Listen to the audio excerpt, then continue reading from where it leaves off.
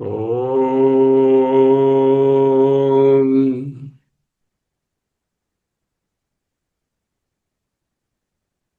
ఓం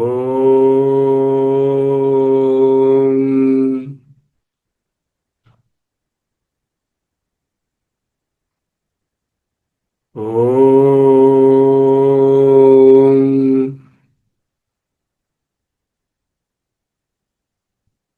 నిటారుగా కూర్చోండి. చేతులను ఒళ్ళో పెట్టుకోండి. ఎడమ చేతిలో కుడి చేతిని రిలాక్స్డ్గా ఉంచుకోండి. రెండు బొటన వేళ్ళు ఒకదానికొకటి అంటనట్టు ఉంటాయి. కనులు మూసుకొని ఉండాలి. పెదవులపై చిరునవ్వు వేలయించండి. శరీరంలోను మనసులోను ఏ కదలికలు లేవు. ఏకాగ్రంగా ఉన్నారు. Actively inactive. అహమస్మి అహమస్మి అహమస్మి. సోహం సోహం సోహం. ఇప్పుడు కొద్దిపాటిసేపు లోతుగా గాలి పీల్చుట, కొంతసేపు నియంత్రించుట, పూర్తిగా విడచుట. కుంభక, పూరక, కుంభక, రేచక. పూరక ఇన్హలేషన్, కుంభక బ్రెత్ హోల్డింగ్, రేచక ఎక్సలేషన్. ఎక్సేల్ చేస్తున్నప్పుడు prolonged deep, completely empty the chest. At that time, say in yourself, Soham. 1.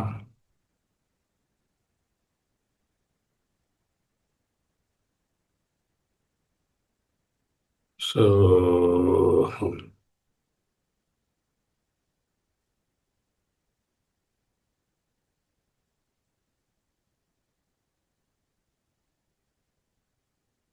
Soham.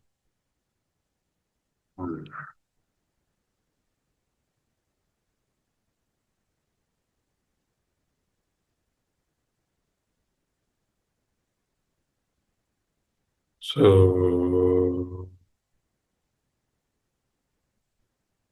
Ahamasmi. Ahamasmi. అవిద్యానంద ప్రకరణంలో ఉన్నాం.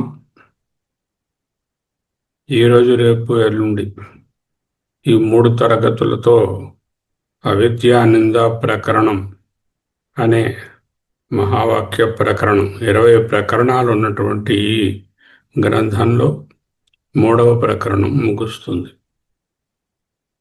ఆ తరువాత వచ్చే వారం వరుసగా 2 వారాలు దీనిని పక్కన ఉంచి వేరే మెడిటేషన్ గురించి ప్రయత్నం చేస్తాం.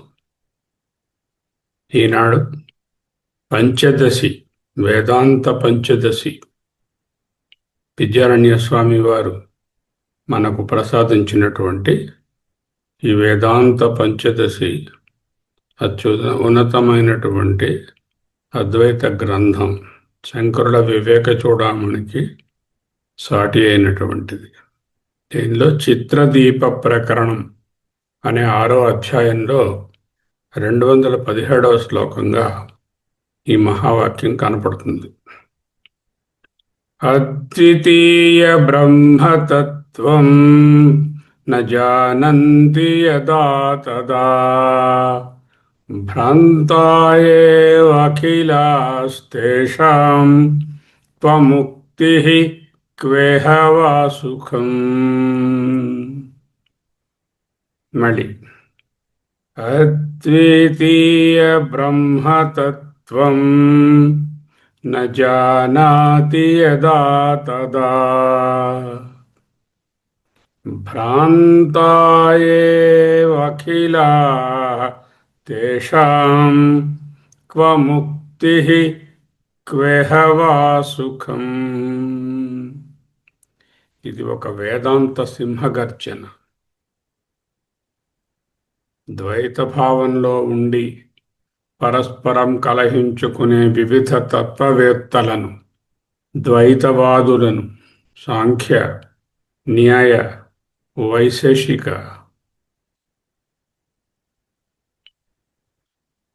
యోగ, 4 శాస్త్రాలను ద్వైతం అంటారు. సాంఖ్య, యోగ, న్యాయ, వైశేషికాలు. వీళ్లను ఖండిస్తూ ఇప్పుడు అలత శాంతి ప్రకరణం చదువుకుంటున్నాం మాండూక్యంలో. అటువంటి వాళ్ళను, అంటే ద్వైతవాదులను, ఆస్తికవాదులను, నాస్తిక ద్వైతులను కూడా ఖండిస్తోంది. ఎవరు నాస్తిక ద్వైతులు? బౌద్ధులు 4 తెగలు, చర్వాకులు, జైమిని జైన్స్, ఈ 6 కూడా నాస్తిక దర్శనాలు. ఈ 10ంటిని ఖండిస్తున్న వాక్యం ఇది. అద్వితీయ బ్రహ్మతత్వం న జానంతి యదా తదా. రెండవది లేనటువంటి ఏకైకమైనటువంటి బ్రహ్మతత్వాన్ని న జానంతి యదా తదా, ఎవరైతే ఎంతకాలమైతే తెలుసుకోరో, అనుభూతి చెందరో, యదా తదా, ఎంతకాలమైతే తెలుసుకోరో అంతవరకు, యదా తదా, ఎవరైతే తెలుసుకోరో. ఎవరు అద్వితీయ బ్రహ్మతత్వాన్ని విస్మరిస్తున్నారు? అజ్ఞానులు. ఎవరా అజ్ఞానులు? మనలాంటి వారు.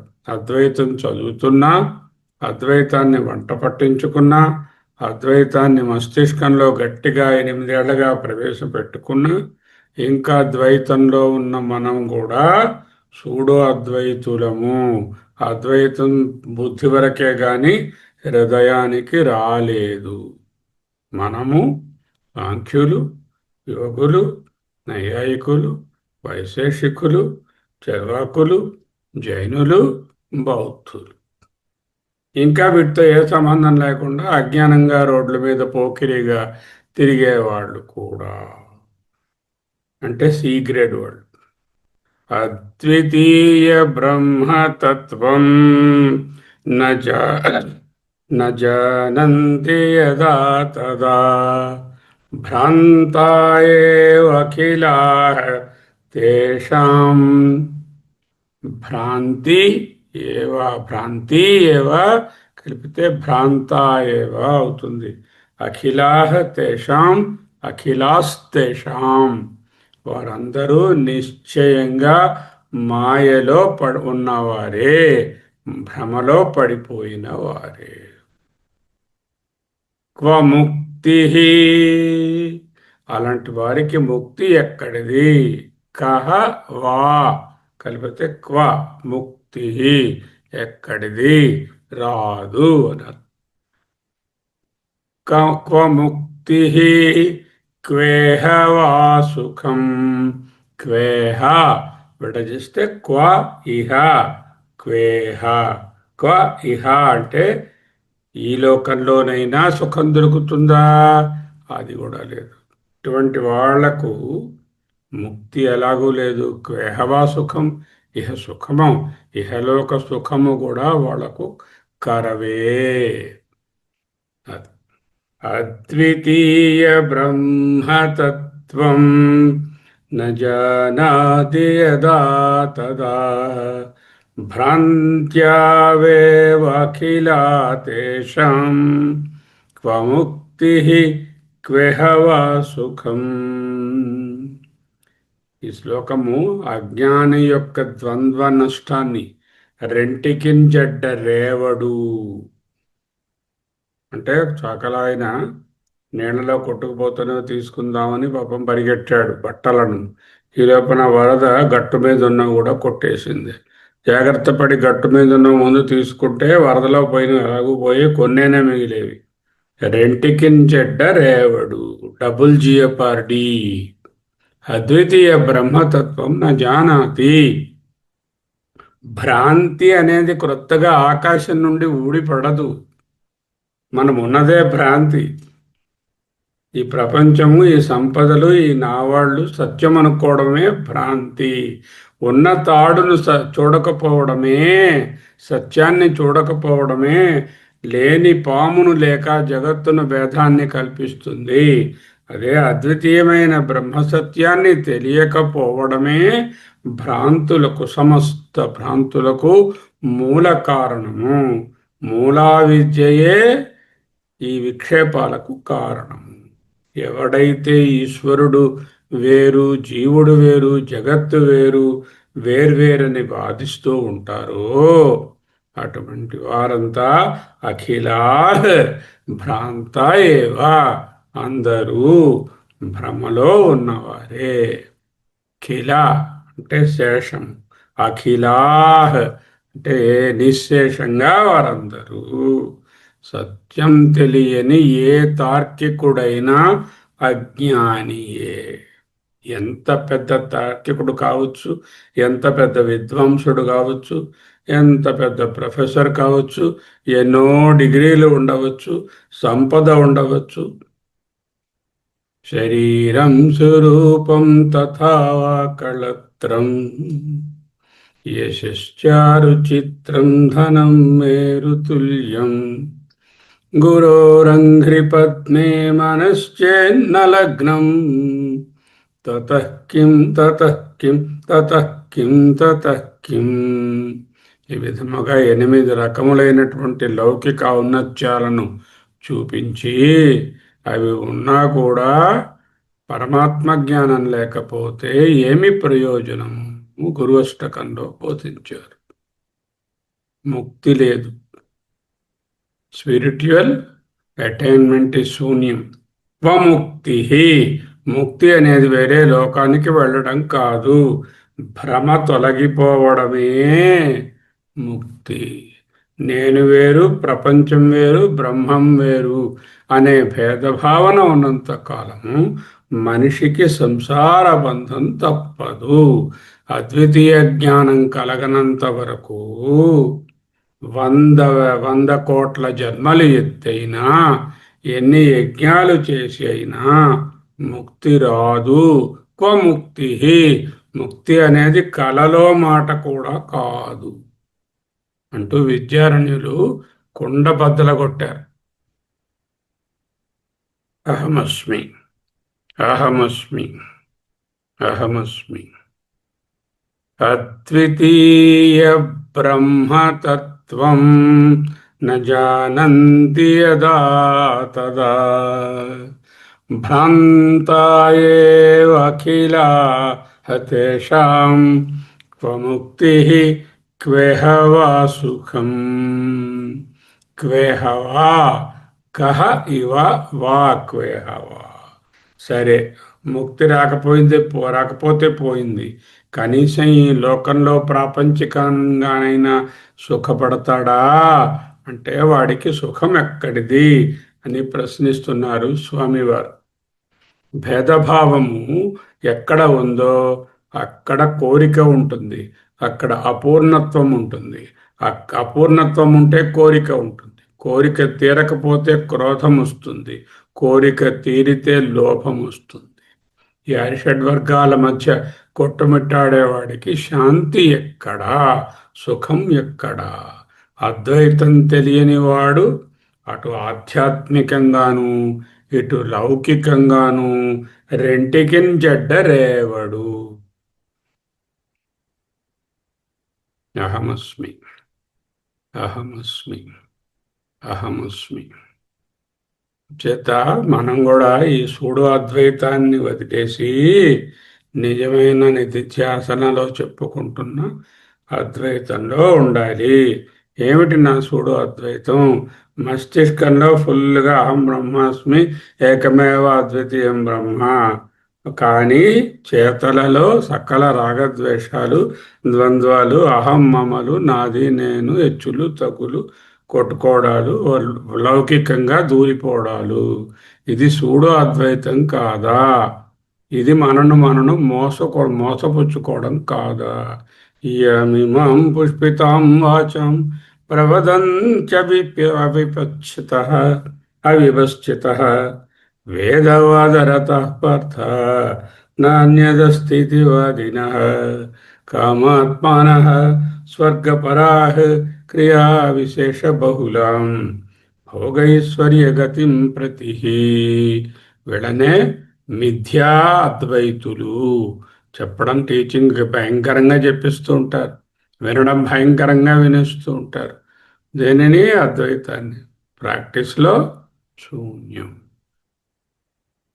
అద్వితీయ జ్ఞానం లేని వాడికి అటు ముక్తి ఇటు సుఖము రెండూ లేవనే గంభీరమైన సత్యాన్ని ఇతర శాస్త్రాలు అక్షరాల ఇలాగే ప్రతిధ్వనిస్తున్నాయి. పముక్తి క్వేహవా సుఖం అనేదానికి పరమాత్మ గీతలో అచ్చమైన ప్రతిరూపం ఏమిటి ఇచ్చారు? అజ్ఞశ్చ అశ్రద్ధధానశ్చ సంశయాత్మా వినశ్యతి నాయం లోకో అస్తి న పరో న సుఖం సంశయాత్మనః. అద్వితీయ బ్రహ్మతత్వం నిజమా కాదా? ఇంత నానాత్వం కనిపిస్తోంది, ఏకం అంటున్నారేమిటి అంటే అన్నేమంటే నేనే బ్రహ్మం అంటున్నారేమిటి అని సంశయించేవాడు అజ్ఞానశ్చ అశ్రద్ధధానశ్చ సంశయాత్మ వినశ్యతి, దుంపనాశనం అయిపోతాడు.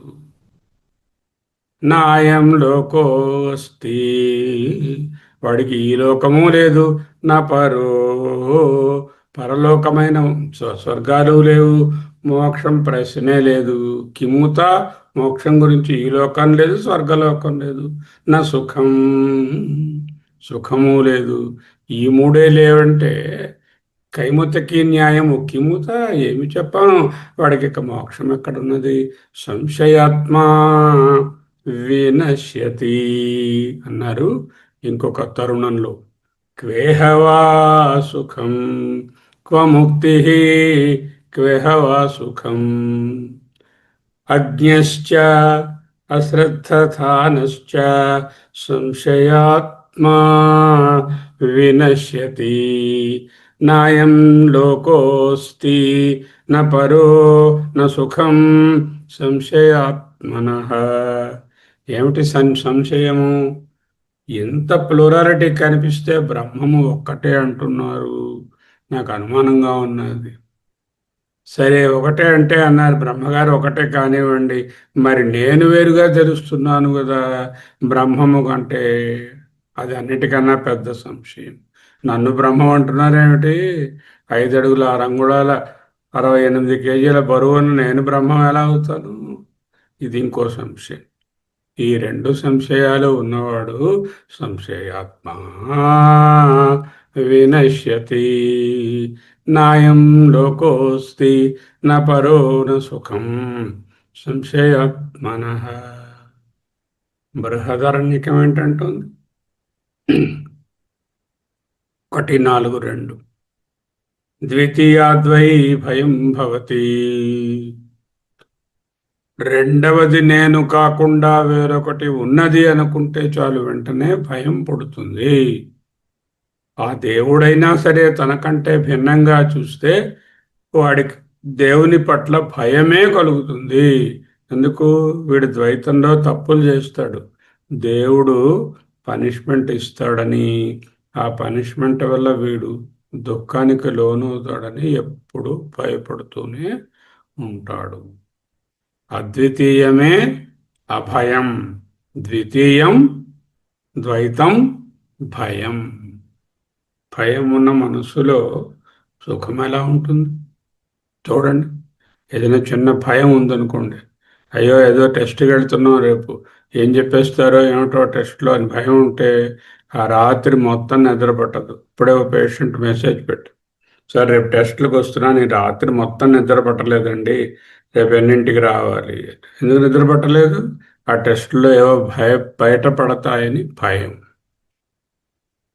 అద్వితీయ తత్వం రెండవది లేదనే ఎరుక తెలియని వాడికి ఇహవా సుఖం శూన్యం.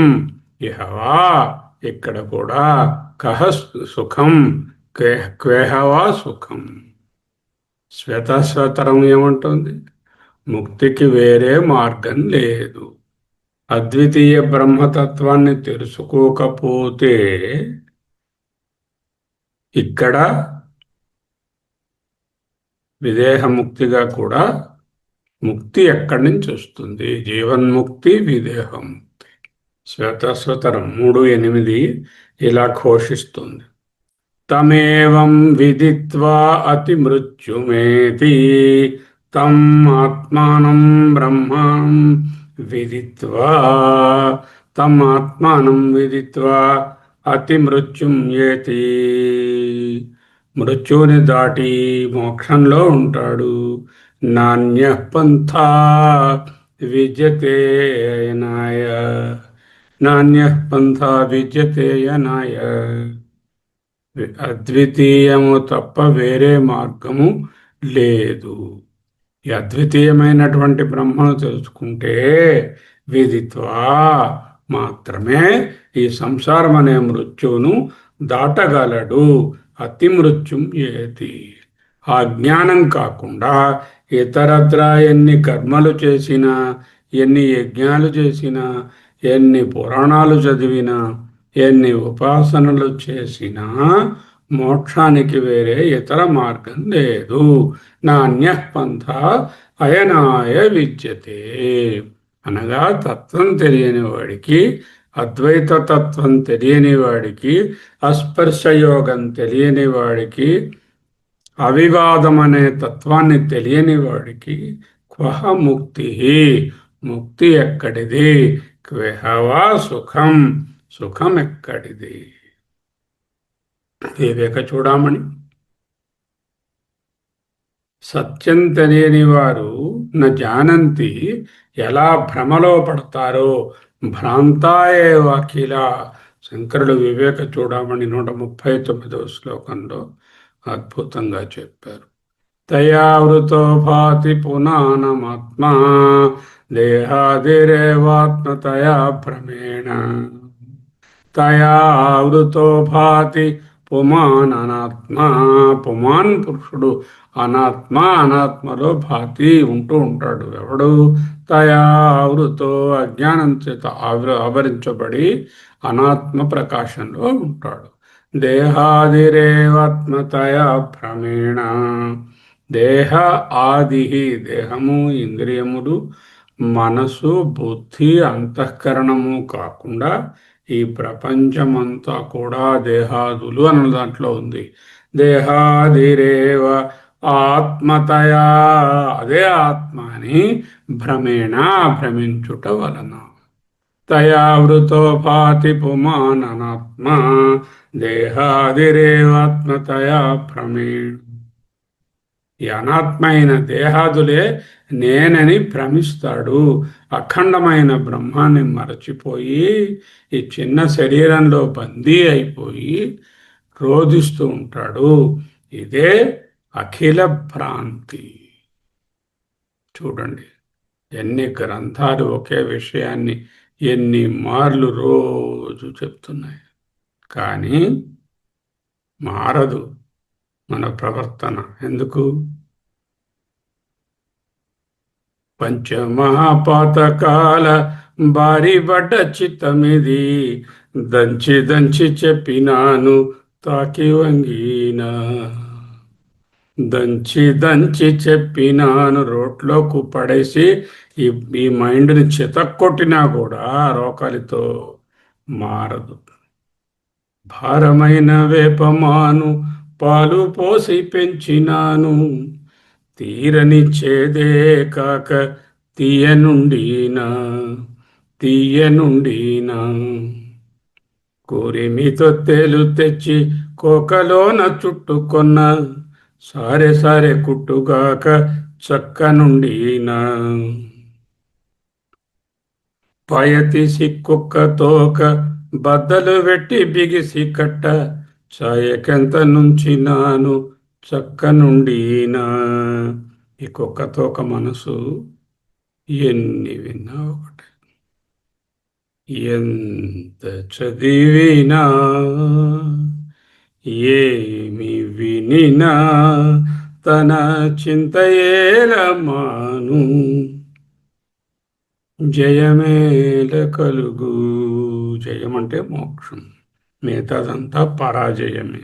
అన్నమాచార్యుడు ఈ రెండు కీర్తనలు ఆ మహానుభావును. అహమస్మి, అహమస్మి, అహమస్మి. నిరంతర ఆత్మ విచారణ ద్వారా అహం బ్రహ్మాస్మి అనే నిశ్చయానికి రాలేని వారు దేవుడి పేరుతో, కులాల పేరుతో, మతాల పేరుతో, సిద్ధాంతాల పేరులతో, దర్శనాల పేరులతో జగత్తులో ఎన్ని పోరాటాలు చేసినా వారు పొందేది కేవలం భ్రాంతి, మాయ అనే పంచదశి తేల్చి చెప్పింది. అసలైన అద్వైతికి మాత్రమే భయం ఉండదు. వారికే ఇహలోకంలో ఆనందము, జీవన్ముక్తి సాధ్యము అంటూ ఈ వాక్యం మనకు ఒక దిక్సూచిలాగా దారి చూపిస్తోంది. అహమస్మి, అహమస్మి, అహమస్మి, అహమస్మి, సోహం. అద్వితీయ బ్రహ్మతత్వం న జానంతి యదా తథా తదా. జానంతి ప్లూరల్, అందరూ తైహి వారలు. న జానంతి యదా తదా భ్రాంతాయేవ అఖిలాహతేషాం క్వ ముక్తిః క్వేహ వా సుఖం.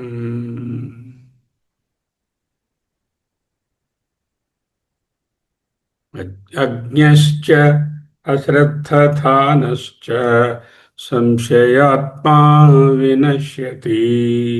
నాయం లోకో అస్తి న పరో న సుఖం సంశయాత్మనః. ద్వితీయద్వై భయం భవతి. తమేవ విదిత్వాతి మృత్యుమేతి నాన్యః పంథా విద్యతే యనాయ. తయా వృతో భాతి పుమాననాత్మా దేహాదిరేవ ఆత్మతయా భ్రమేణ.